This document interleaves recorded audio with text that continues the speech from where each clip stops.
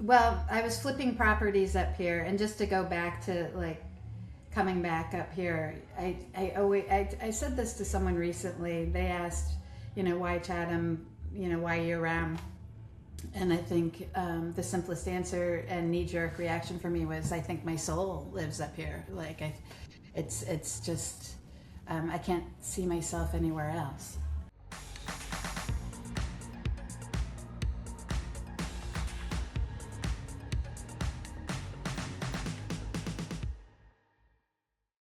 Hi, and welcome back to Chatham Coffee Tour. Today I have my guest, Dre Towey.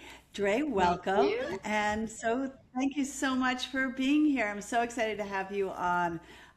Dre just opened the neatest place. It's called Hey Joe and Jam, and it's a coffee, music, jam shop in Chatham.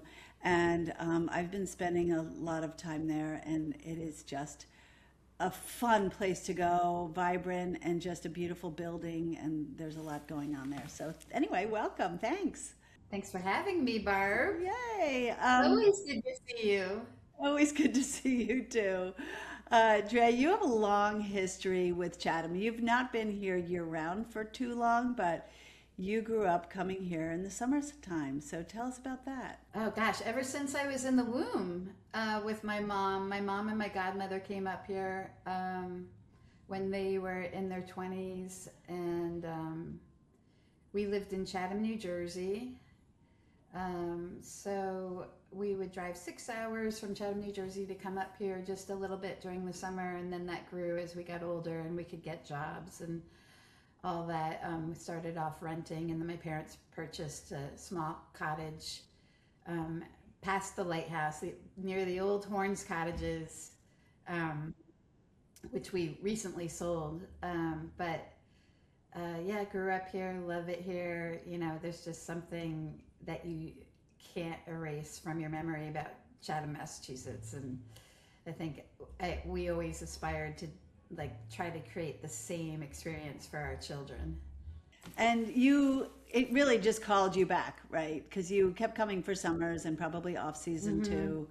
And then you just decided, I'm going to move there year round. And what gave you the idea for the store?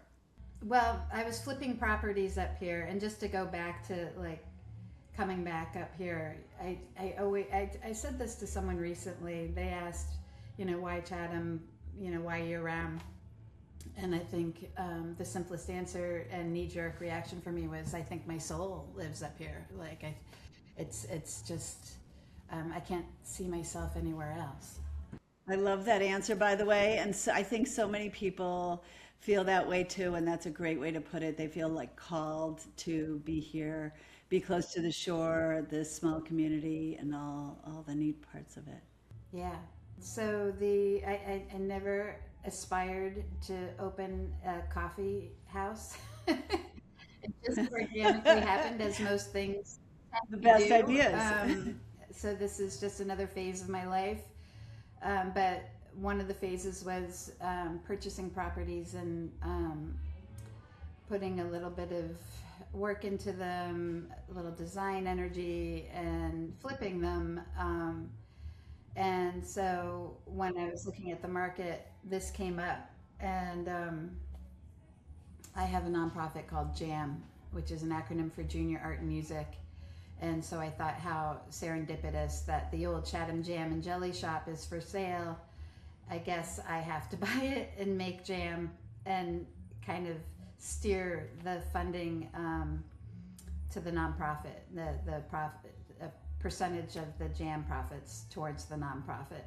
Wow. Yeah. Well, your design was always so evident in the houses. I saw probably most of the houses you purchased and flipped, and you really must have learned over that just how to do something well and how to bring in you always have a neat, eclectic style of modern and, reflections on antiques and historic parts of it. And you had to do that at the jam shop. How did you work that all in? I grew up in old houses, so they never scared me away. I love embracing the history of old houses, like the old wood, the beams, the floors.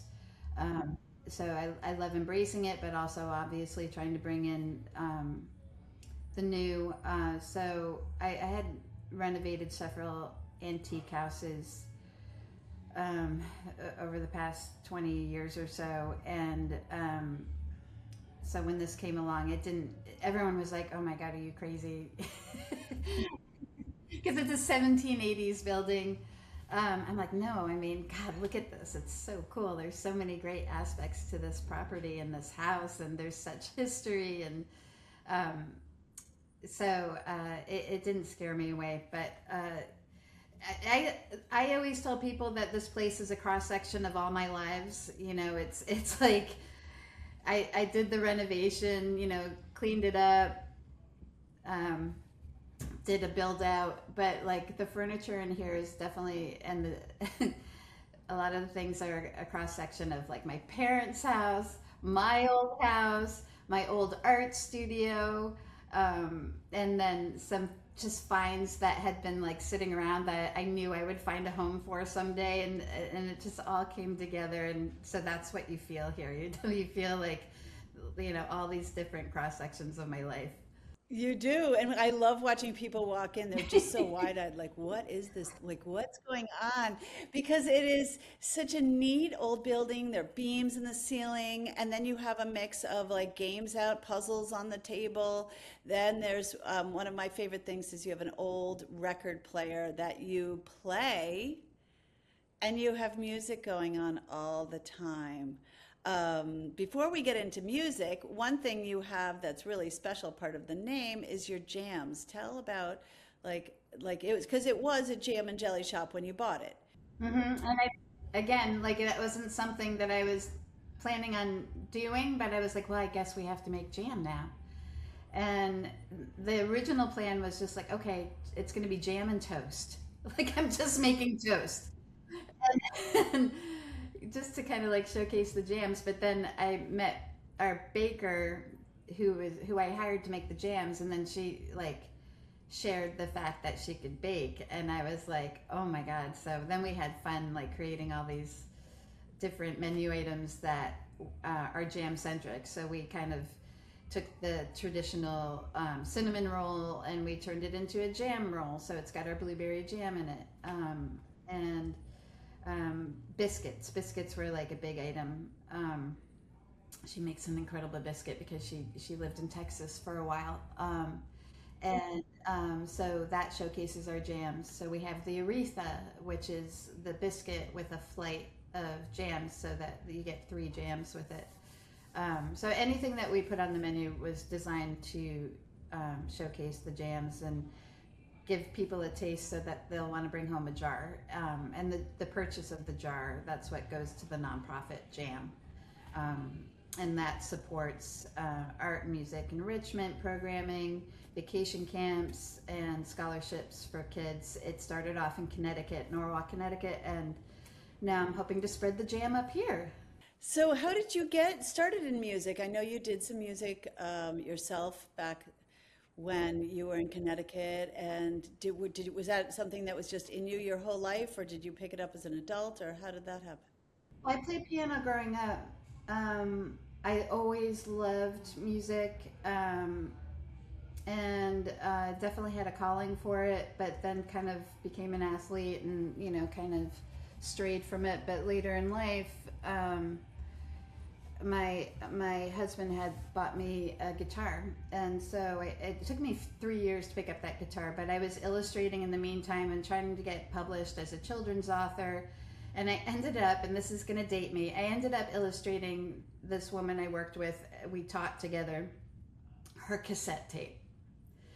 And it was called Dancing in the Kitchen. She played for kids, and that evolved into me actually turning a lot of my stories into songs for her. And so that evolved into me making monkey noises on her recordings, and that was my first exposure to recording. And anyway, from there I became a children's artist, and I started performing for kids at our local library, and had a band, and we kind of had a ton of fun playing at family events and summer series and things like that. So like 6 CDs later, I was becoming well known as a kindie rock artist. It's but Yeah, yeah, I remember seeing you performed. I have at least one of your CDs. Yes. and then over COVID, I released an adult album, which I have yet to really um, share and promote. I've kind of sat on it, but I'm hoping to do something here for that. Well, maybe you can be your own guest artist.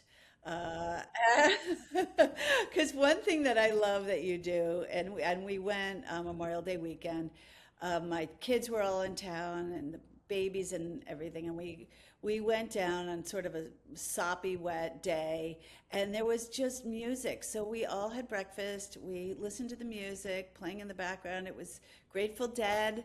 It was just so much fun to just be able to be hanging out and have music. There's so many venues that have music at night and with drinking, but to be really family friendly, no alcohol, just sitting around and having coffee and listening to really good music was such a joy.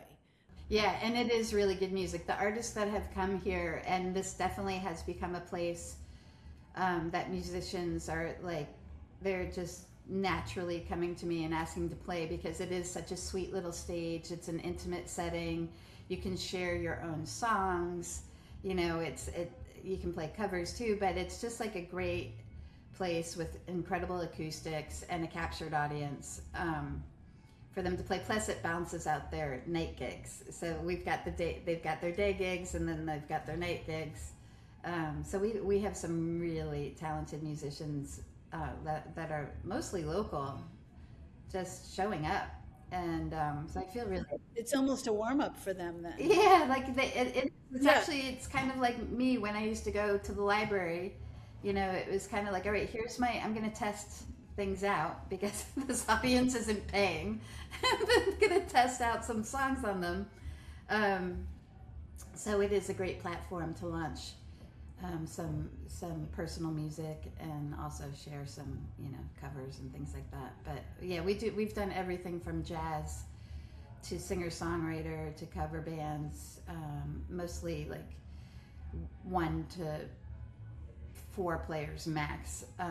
I'm also hoping to kind of like kick back into like the family concert mode and do some fam jams out on the porch, like Friday fam jams in the morning over the summer. Oh, I think that's such a good idea because it's hard to take. I remember when my kids were even younger and I was trying to expose them to music, it's hard to take them to live music because everything's a night in a bar. So that's really a great idea. And you've also done some fun special events as well on the like afternoons on Sundays and something stuff like that. Do you have anything else planned for that? As you go into the busy season, you might not. You might be waiting for fall. I know, right? No, we're definitely going to continue with some special events. Wednesday afternoons, we might do some live music outside on the porch. We are applying for our seasonal alcohol permit, so we can offer like a glass of wine or beer and maybe a specialty drink using our jam.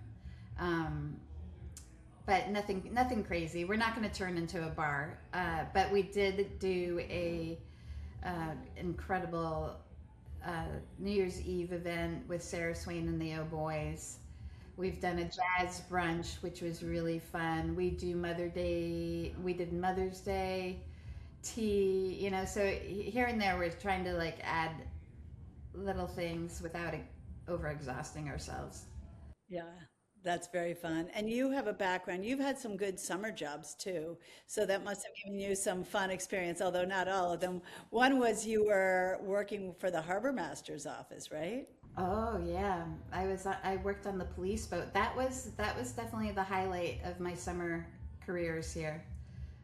2 summers I worked on the police boat, and that was like a pretty good gig. I worked 6 days a week and got paid overtime and got to be out in a beautiful boat and all kinds of weather. Actually, some daunting experiences out on the police boat, but lots of incredible memories. And boy, what a learning curve! I mean, just like not just being a police officer, but on a boat. And to be on the water all summer. Did you waitress too? Did you ever do anything in? Yes, you I did. did everything. I washed dishes, I bussed tables, I waited, I was a chambermaid, I was a hostess.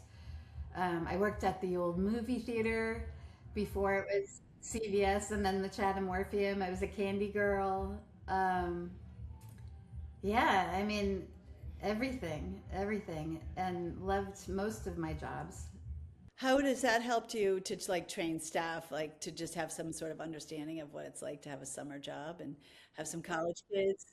Well, I mean, I tell my staff here, because I still do everything. I still wash dishes. I still bust tables. I still get behind the machine and make coffee. I'm still at the POS.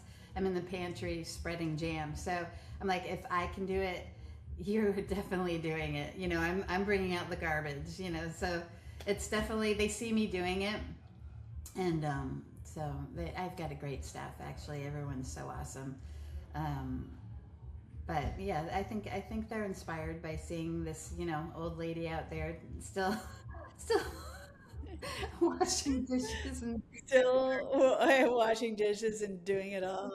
Yeah. Well, it's certainly been nice to have this Hey Joe and Jam, like, especially like it because it's out in West Chatham instead of being downtown. So it's always just, you don't have to go beat the traffic to downtown, and it's very convenient for those of us who don't live in town. So it's a great addition to town for sure. Um, and I'd also like to ask you about your favorite spot in Chatham. I know you talked about how it really feeds your soul. Where do you go after maybe a busy day at work or in the summer or the winter? What is your special spot you like to go well, I mean, hang I out think in? we talked about this. You know, because of my police boat days, I do like to get out in my boat and go out to the outer beach. Um, Aside from that, I think because of where my parents' house was, I love to go hike up on Morse Island, out to Harding's Beach. On those trails. That's a really special spot. It's a little bit of a secret for those who don't know Chatham, but you have to park at the old weather station and then walk through the neighborhood to this secret trail that leads you down to the beach. Um, that's pretty special. But then you end up really kind of at the end of Chatham. I heard, and I don't know if I can verify this, but that Chatham is the easternmost settled town in the United States. So even though Maine goes out further, that Chatham actually is where people are actually living, not just islands that are out in the water. And it sometimes feels like that we are one of the logos of Chatham is first stop of the east wind, but like going down to Morris Island, and especially if you get on the boat to the tip of Monomoy, you really feel like you're out there on the eastern shore. Yeah, for sure. I've never heard that, Yeah. Barb. That's so cool. I love that. Yeah, it's there's so many neat little facts about this town that I think is part of why it's called you and me to kind of return here after growing up elsewhere. And then the people that live here, I've just talked to a couple people that grew up here and they moved back like, we sort of did from summer, but they moved back year round to start businesses or get involved in town. And I love that. Tell me just a little bit more about the nonprofit. Tell me about how, where that money, like how that actually helps and what the artists really take from it. Right now, I'm kind of trying to figure out how we're going to apply it to this area, but in Norwalk, we did have a physical studio for a while, and it was called Jam, Junior Art and Music. Um, and we would invite kids to the studio through organizations. So we would have, the Open Doors Shelter come to us. We'd have it, my old town abutted an inner city. So we had a lot of kids come to us that wouldn't have had exposure to art and music or a means of expression otherwise. Um, so then, we started to, do vacation camps, and it always kind of was either art or music or both. Then COVID came and we closed down our own studio, And for a while, we sat on some money that we had made through a music festival called Porch Jam, trying to figure out what the next step was, like whether we use it towards opening a new studio. And then eventually we realized that there were already artists and musicians out there who had their own studios that could benefit from our funding and invite kids to their studios. So that's what we ended up doing. We partnered with pre-existing studios to create programming, and still give scholarships. But the it might change a little bit. It still will definitely target youth, but I also want to provide art and music opportunities for adults. And there's a lot of musicians who could use support. There's it's a tough gig, actually. Being an artist or a musician and trying to share your craft and survive. So I'm going to look into that, and there may be some organizations up here that we partner with, like the Hennessy Foundation is a great example of that. I haven't spoken to them yet, and I'm sure there's many organizations in need of funding. Right now, we're kind of like, those funds are being drawn from the sales of jam. We're still trying to make a profit off the jam. Because we're not even a year old, so I think it requires some patience. I love the direction. It seems like it's such a great idea to go and be giving back to especially children, but also to adults and artists who come and provide such, nice music for you, especially at the shop. Yeah, I think we're gonna make a give regardless, like at our year anniversary point, like find someone, to give a little bit to, and then just kind of like be patient and let the money grow. See where it goes. Yeah, I know. I just toured actually Nauset High School, and they put in a To Die For music studio up there. It's actually really cool. So I'm just gonna throw that little nugget out there. I think Monomoy has a good one too, but Nauset is state of the art. They just let all the real estate brokers walk through, so I was able to go see the new school. And not only do they have an amazing music room, they have like a drone studio, and they have a couple of really neat things at that little high school. So that was, No, I love that idea. We partnered with one of the high schools in Norwalk, and we just started to create a little studio for them also. I think it's so healthy for the kids, and there's so many kids making great music, and just using very simple tools. They're kind of hiding away, squirreling away in their rooms at home doing it. So it'd be like a great place for them to collaborate and really share what they're doing with the community. yeah, it's a neat place. That Nauset is a pretty great place too. So awesome. Well, thank you so much for coming on and telling us all about Hey Joe and Jam. And I know you have a big family. Are your kids coming back at all? Or, oh, you have a daughter that's working for you this summer. Is that No, I right? have a Or niece working for oh, me, niece? Skylar Yeah. Woods. She's the queen of matcha, Yay. strawberry matcha. She kind of, I'm really looking forward to having her here. My kids have not found their true calling here yet, but Well, it took you a couple of years to yeah, come back, yeah. so they have So, time. no, I have my oldest is a writer. She travels a lot, and my son is going back to business school, or not business school, graduate school. And then my youngest just graduated from college, so she's trying to figure out where she's going to settle. Yeah, they're all coming to visit. And I will say, when they come here, they're blown away. They're like, Mom, we are so proud of you. And it's just like, um, I love that they love it here, and they see my vision, and they saw it come to fruition. Because when I first purchased this, there was a lot of, like I said before, you're nuts. Like, what is this going to be? Like, how are you going to do this? And so for them to see me kind of face adversity and be like, no, this is what I'm doing, despite all the outside voices, this is what I'm doing, and I have a vision, and I'm doing it, and they see that, and they're moved. So like right there, like mission accomplished.